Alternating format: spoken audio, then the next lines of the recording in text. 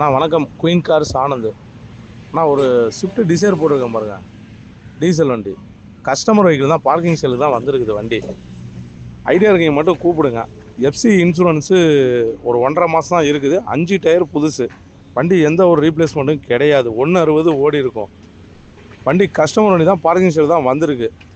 ஆஷிடிஸ் இருக்கிற கண்டிஷனுக்கு 4,80,000 வெரி ஃபைனலாக கேட்குது.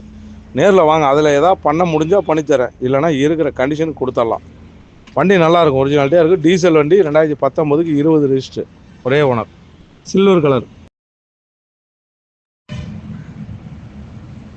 வணக்கம். Queen cars Anand.